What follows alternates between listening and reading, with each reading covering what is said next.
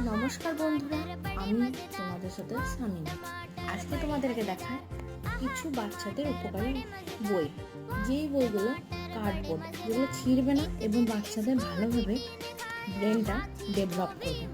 আমার শিশু এই বইগুলো খুবই ভালোবাসে, যেমন my cute board book number 1, 2, 3 এই কিছু তোমাদেরকে দেখিয়ে দিচ্ছি। ফ্রুটস আছে, কালার আছে, শেপ আছে, বার্ড আছে, ভেজিটেবলস আছে।